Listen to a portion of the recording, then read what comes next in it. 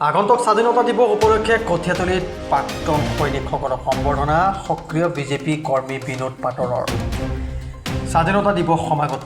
এই স্বাধীনতা দিৱসৰ লগত সংগতি ৰাখি আজি কঠীয়াতলী গাঁও পঞ্চায়তৰ অন্তৰ্গত ৩ নং ৱাৰ্ডৰ উপৰবৰ লালুং গাঁৱৰ কেইগৰাকীমান প্ৰাক্তন সৈনিকক সম্বৰ্ধনা জনোৱা হয়। গাঁওখনৰ বিজেপি দলৰ সক্ৰিয় সদস্য বিনোদ পাটৰে প্ৰাক্তন সৈনিকসকলৰ নিজ নিজ বাসগৃহত উপস্থিত হৈ তেওঁলোকক একোখনকৈ গামোচা পিন্ধাই আৰু একোখনকৈ পতাকা প্ৰদান কৰে।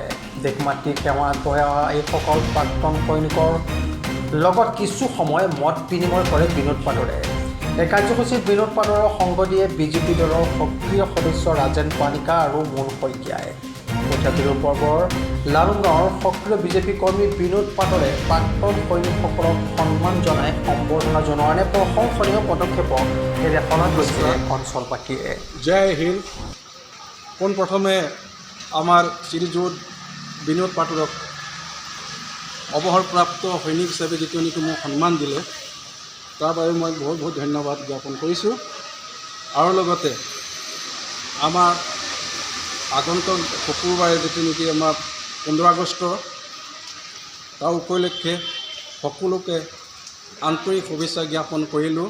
গতিকে ভাল লাগিল এইটো সন্মানটো আমি দিয়াৰ কাৰণে।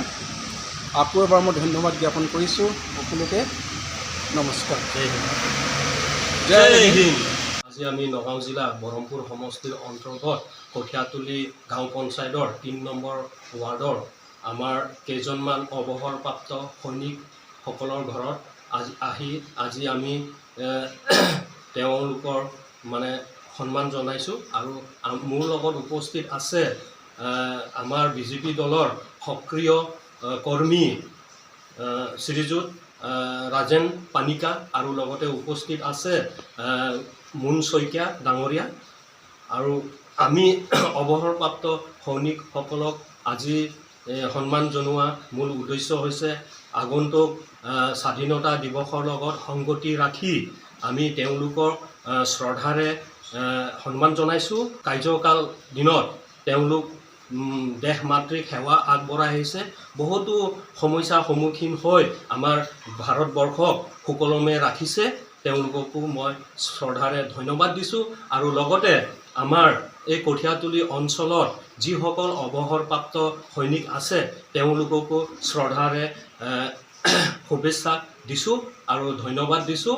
আৰু তেওঁলোকৰ স্বাস্থ্য সুকলমে থাক এয়ে মই ভগৱানৰ ওচৰত প্ৰাৰ্থনা কৰিছোঁ। ধন্যবাদ।